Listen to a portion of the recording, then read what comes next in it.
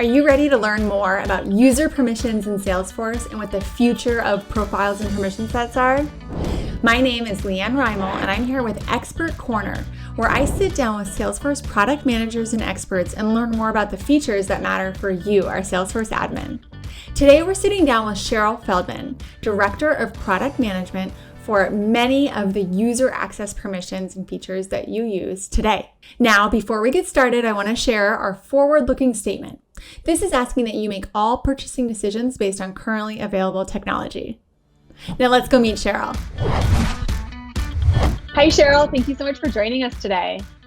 Hi, Leanne. Thank you so much for having me. So I know you and I have had the chance to work together for a while, both before you joined Salesforce and since you've joined Salesforce, and a lot of members of our community know who you are and follow you and follow your content, your tweets, and your presentations. But there are listeners on this video that probably haven't met you before or haven't worked with you at Salesforce or at the community. So I would love if you would tell us a little bit about yourself, a little bit about your background, and what you've been doing the last few years. Sure. So prior to joining Salesforce just about 6 months ago, I was a Salesforce customer for nearly 18 years. So I was working on the product since it was a little baby product. And I saw the product grow to just this incredible product that helps all these organizations completely transform. And so my background is on the admin side, which is why I'm always so excited to talk to admins, and why I'm so excited to be in the role I'm in now is because I get to build tools for admins. And so a little bit about my background is I actually do not have a technical background at all. Salesforce actually helped me become technical by understanding the product and how it works and how it can integrate with other tools and systems. But I actually started out my career as a hairdresser, then I became a secretary, and then I went on to be a Salesforce admin, and then I went on to be a business analyst, and then I went on to be a subject matter expert and a solution architect, and then eventually my last role before joining Salesforce, I was working at one of the largest banks in the world, leading the Salesforce Center of Excellence and leading our entire core CRM product. That's amazing. That's every time I hear about your career journey, I'm so impressed. I think particularly because the entire way along that journey, you really spent a lot of time helping other people on their Salesforce journey as well. Like you were learning new things and taking on new projects and bigger roles and bigger projects. But I always saw you, I've been seeing you in the community for over 12 years since I've been in the community. And I've always seen you really spend a lot of time helping others and sharing your knowledge. Yeah, that's always something that was really important to me. The reason why I became very good at being a Salesforce admin is because I found the community. I attended my first user group in the very beginning of 2005, and I was really stuck on a formula, and two people from that user group helped me. And I remember thinking, asking them, should I pay them? Like, I didn't know how it worked because I never had anybody help me for free ever on anything. And they were like, no, pay it forward. That's exactly what somebody told me. And so it was probably it took me about a year to really get comfortable. But I remember it was the very end of 2006 or the very beginning of 2007, I presented at a user group for the first time and talked about a brand new feature at the time called custom objects, which everybody knows, which I think were released and went GA in 2006, but nobody really was using them. And I remember I presented alongside somebody at Salesforce because not a lot of people knew what they were. And I remember loving being able to tell people hey, this is the cool thing I built. Maybe you could build this too. And I know that your team does a ton of presentations like that. And I always found them so valuable to help me think about when I was building on Salesforce, what are other problems that I may not be thinking about that I should be solving? Mm-hmm. And I love, that advice of sharing is how you learned, and that the community is really integral to your success. I think we've got new admins out there that maybe found us on YouTube and are brand new to being a Salesforce admin or exploring being a Salesforce admin. And it's there's never been a better time to get involved with the Salesforce community. And, I think Cheryl, your story and being able to meet people like you in the community is absolutely a testament to that. And, I love that you have been helping your fellow admins for almost 20 years, and you're still doing that in your new role today at Salesforce. So can you tell me a little bit about, what you're doing today at Salesforce, how you're continuing your work with admins and with the product? Sure. So I am the product manager for a product area called Authorization Experience. And that includes everything that admins use all of the time. I can't think of a single admin that probably doesn't use my features. And so those are things like profiles, the permissions framework, permission sets, permission set groups, the setup audit trail, delegated administration, the release update framework, as well as our labs app called Permission Helper. So your product suite, like you work on a lot of products, like you listed many of them just now, all of these products that really touch kind of the life of admins. For those admins that are joining us that might still be getting used to what their role entails as an admin, maybe they're still exploring what those duties are as an admin. What are some of the most common ways you see admins intersecting and using your products? So I would say admins use my products in all sorts of different ways.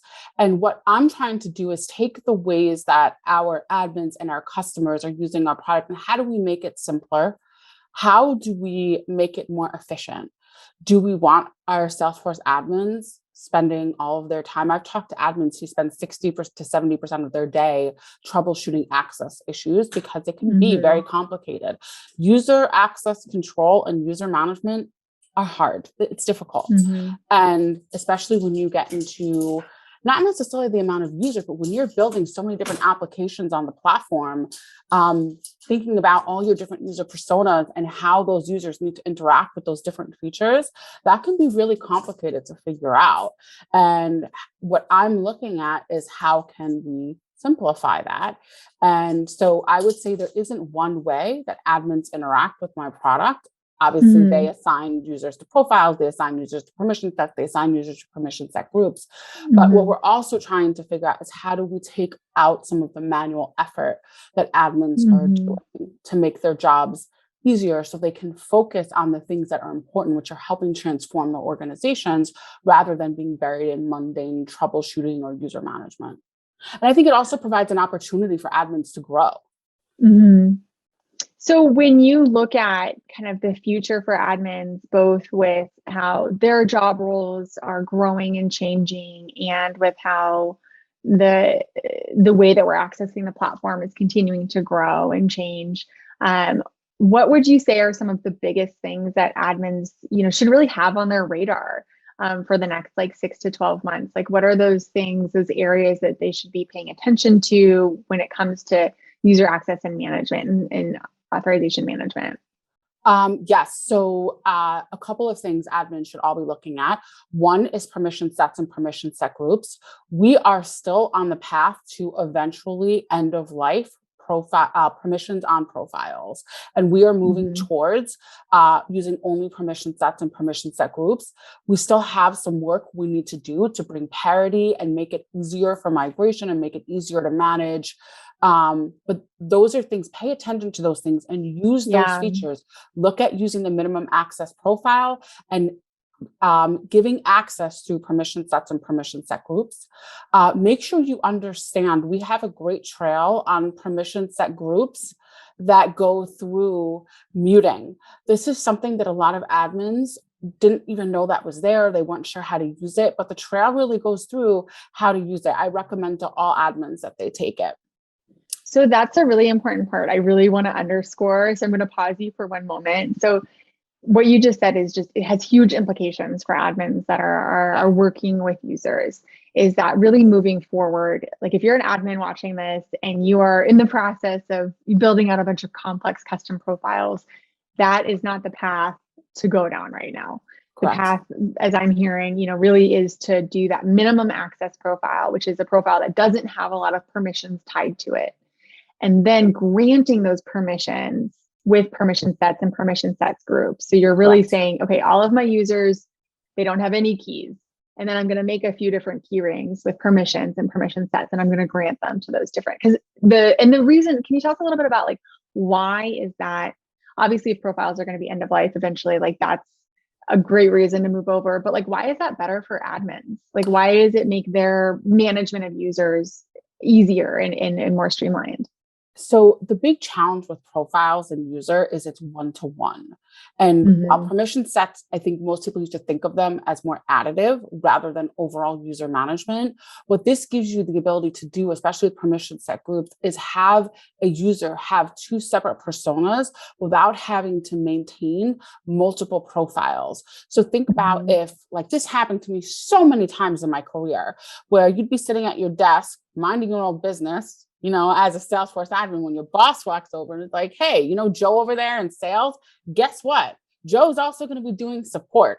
And you're like, oh, okay. And then you start looking at the record types and you start looking at all the things. You realize you have to create a completely separate custom profile. It's a whole third type of person instead of just saying, oh, I'm going to layer person one over person two. Yeah. Correct. And so that's what we've heard a lot from our customers. And I know this from being an admin is when you do that, it creates so much technical debt and so much maintenance. This will really start to give admins a way to say, okay, let me just add that persona on and add that user to that permission set group to get all that functionality that the folks in support have, rather than having to maintain a whole nother profile for one user. Awesome. Yeah. And I think that that's such an important, that technical debt piece, because if we're able to build something quickly and implement it quickly, then it's going to benefit our users more quickly, right? And as admins, we don't want to be adding technical debt to ourselves and our team. Okay, so you talked about the first thing that really should be in front of mind for admins in the next 6 to 12 months is thinking about investing that time and those skills in learning about permission sets and permission sets groups and muting. And don't worry, we'll make sure to link the trailhead in the show notes here. Now, what else should be front of mind for admins? We have a feature that's in beta that will be going GA obviously safe harbor in the summer release. But it's available now, and you can turn it on in user management settings, and it's called assignment expiration. And what this allows you to do is either at a permission set or permission set group level, you can expire your permission set or permission set group assignment. So if you have to temporarily grant access, and now like we're just past the holiday time, but think about as you're starting to think about, like, you may have vacations coming up for Easter and Passover, or you may have vacations coming up. We have a lot of people taking off over the summer. How do you as an admin? I remember I used to have a separate calendar for my team if we had to, update user access, because you had different people covering. Like if you had the head of sales covering for a couple of sales managers, or sales managers covering for the head of sales, and you had to give access. We used to maintain, like, remind ourselves we had to shut off access at some point. You don't have to do that. You can just set a date and it turns off, and you can extend it as well if you needed to. You can have a permission set with somebody who's assigned in totality and they don't expire. You could have different expiration dates for different users. If you have one user that's going to expire in a week and another user that's going to expire in 30 days, you can do things like that as well. And so that's something I'm encouraging all admins to look at, instead of having to either try to build a really complex flow using custom metadata or some other way to do this. We're giving it to you native in the platform, or having to maintain calendar invites, which is what I used to do with my team, which is not necessarily a great use or a great way security wise to maintain your system. I used to do Salesforce tasks for this. We tell us again, when can Salesforce admins look for this to start getting hands-on with this feature? Yep. So if you go into user management settings, you'll see a setting for turning on the ability to set assignment expiration on permission sets and permission set groups. They just need to flip that to enable, and they will see a secondary button both on permission sets and permission set groups called Manage Assignment with Expiration. And I also want admins to look at this page when they do that. We have completely, in the spring release, redone the UI for that page. This will become the UI. There will be, in probably a release or two, not two buttons. There will just be one button. And that button will be to be able to assign permission sets, and you'll be able to assign with assignment, or assign with expiration, or not with expiration. You can do that today. When you're clicking on that button, you have the ability to just assign it or assign it with to expire. And so that page will be the page that admins will see. So if something is missing there, you don't like something there, I want to know about it so we can look at it. Great. So everyone go flip that perm today if it makes sense for your org, and start getting hands-on with setting expiration dates. Okay, what else is front of mind for, or should be front of mind for admins? What else would you like to make sure all of the admins on this call are really thinking about as they're kind of doing their long-term planning for their orgs? Yep. So our most requested idea, it has, I think when I checked yesterday, like 63,000 votes. And that's the ability to report on permission assignment. And so we have a labs app called Permission Helper, which I think all admins should check out.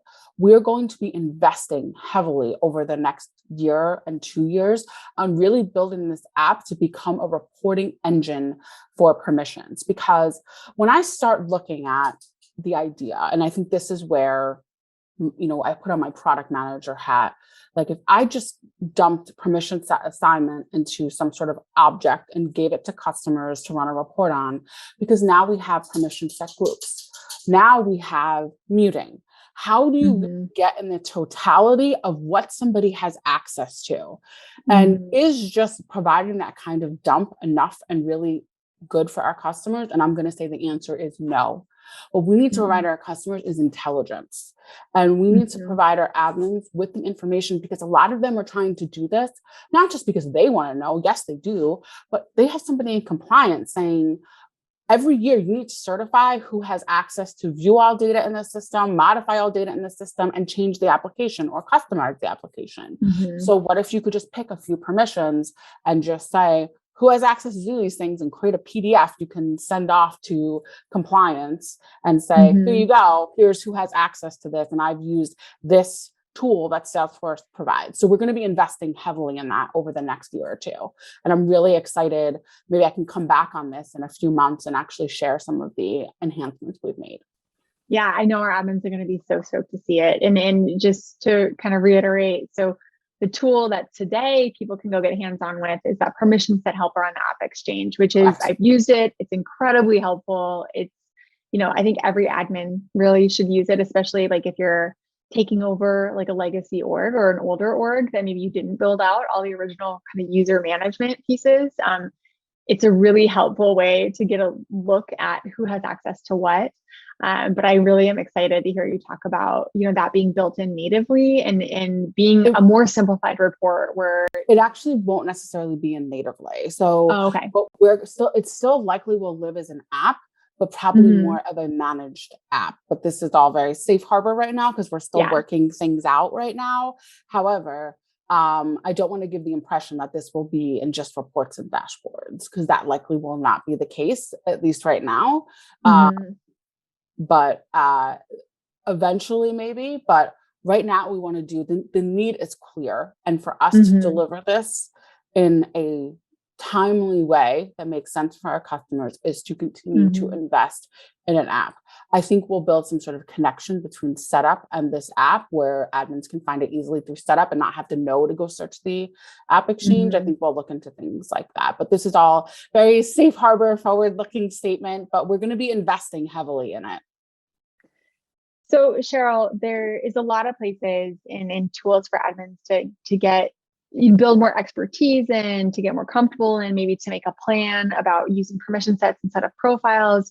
If you had to kind of narrow down what's a great next step for admins that are watching, what's a great next step for them to kind of up their user access game, what would be the first place you would send them? So I would say check out Optimizer. If you haven't checked out Optimizer, it's a great tool. Everybody can use it. You can run Optimizer and it gives you, we have metrics. So every product team puts metrics in Optimizer. We have metrics in there. So you can look at, do you have any unassigned permission sets? Do you have, we have one for critical permissions. Like you can see how many users have some of these critical permissions. So you can say, maybe you're coming into a new org that maybe wasn't managed that well. And you have like 500 users with modify all data or customized application. That's probably not a good thing, right? So that's, that gives you some additional insight on what's actually going in your org. So I would say that's always a great place to start. And then we have some trailheads, which I'll share with you that I think are really good for admins to take, especially new admins, to really understand how to manage your user access. Awesome. So you heard it here, admins. Everyone should go into their production orgs, go run their optimizer report. It's going to give you so much insight into your org and into your entire environment. Cheryl, that's about all the time we have for today. Thank you so much for coming on. This has been really educational, really helpful, and we will definitely be having you back on to give us more updates about permission reporting. Yes, absolutely. I would love to come back. Thank you so much for having me. That was awesome. I'm excited for all of you to get hands-on with more of those features and permission sets and to blaze some trails with that Trailhead module. All of the linked resources are in our show notes. Thank you for joining us today, and make sure you never miss an episode like this by subscribing to our YouTube channel and by visiting our site, admin.salesforce.com, where we build content specifically for you, the Salesforce admin. See you next time.